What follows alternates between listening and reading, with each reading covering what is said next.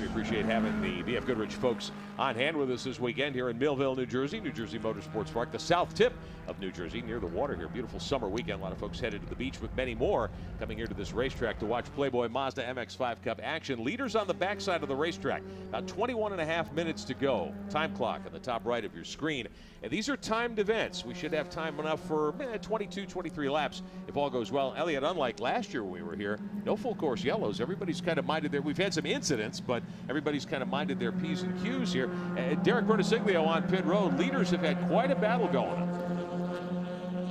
And we'll get more from Derek in just a couple of moments as we watch the lead battle get ever tighter here. Working through one of the right-hand corners. Miller laying a wheel off there, keeps it straight. He's really pressing hard. Derek, what have you found out about our lead battle?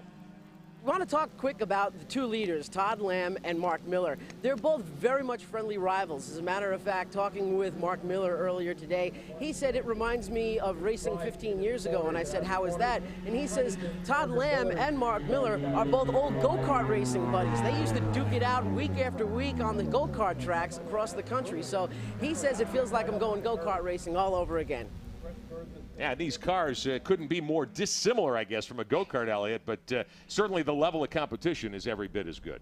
Oh, absolutely. And, you know, these guys, like we said before, they've been racing for a long time. Oh, who we got going around there? We got 75 car going around. That's Al Kaiola. He's back in 13th spot. Now the 10 machine, Chris Brown, one of the Alara entries, coming up alongside, picking off a spot here. Let's take a look at Kaiola.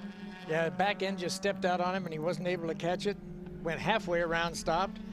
Got going again. That is a tough corner because it decreasing radius so much that as you turn in, you're too fast. Your car's a little bit loose. It's coming around on you there. It's a tough corner to do. I went out there and drove around the course earlier today, and you can get caught out with that. Leaders continue to stretch the advantage about 8.5, 9 seconds over the third place battle. Zach Ply, Justin Piscatel, Aaron Malkasian. Brett Smurs out of Idaho, the 6 car on pit road. The hood's up on that machine. Now he's been in a couple of skirmishes. Smurs has been off course a couple of times. There's been some contact. Now they've got the hood up, taking a look underneath there. Derek, what's the situation down there? The brakes a little overheated on the front? You got that right, Rick. This is a flat track, and of course you do need a lot of brakes to get into the corner, especially down this long straightaway going into turn 1. You're really leaning on the brakes, and that's exactly what happened to Brett Smurs. He came down pit road. The brakes were actually on fire. The crewman went over the wall, and they were spraying the inside of the wheel wells down with the fire extinguisher to put the fire out. So you do use a lot of brakes here, and of course you overheat them, and then there is a possibility of a fire starting. Meantime, a lead change in turn 1. Miller making a move inside. Todd Lamb runs Lamb out of racetrack. Yeah, that was a tough one. Whoa! You know, when you're on the outside going through a corner, it's pretty optimistic to think you're going to have enough road when you're sitting side. Look at Mark gave a little wave. Whoops, sorry, man.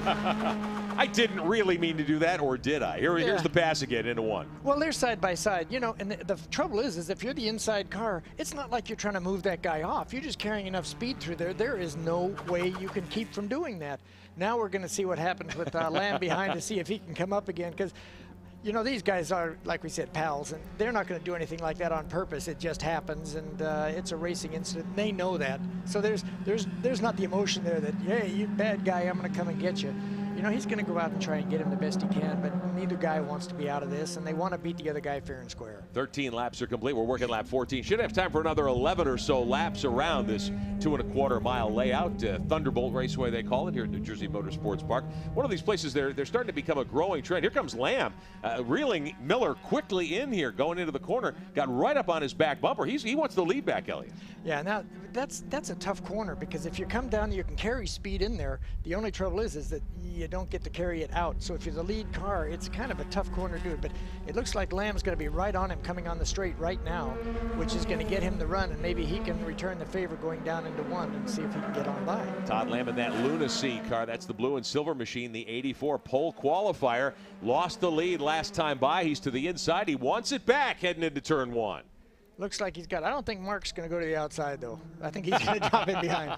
He learned his lesson from watching what happened to Lamb the last lap. Yeah, I think so. And, you know, the other thing that, like Derek was talking down here, is that the brakes, if you're following somebody consistently, we had seen Mark pull out to the side and not pass. And sometimes that's good because you're getting air to the brakes rather than sitting there hiding it. And you have to get out of that draft once in a while. And as you're working your way up through the pack like Smurs was time after time and trying to outbrake people, you're not in the air and you're pulling out at the last minute and then using the brakes harder than you normally would, it really is tough on the brakes. And watching these two battle as we have, Miller had passed earlier, gave up the lead. Lamb had just taken it back there a moment ago for the second time. Is this a situation where Lamb's maybe got a little more in the race car and he's trying to conserve some things for the end of the race? It looks to me anyway as though Miller might be the guy who's really extending himself here. Well, it might be, but we've also seen Lamb drop a wheel off. We've seen him come across an apex and miss it.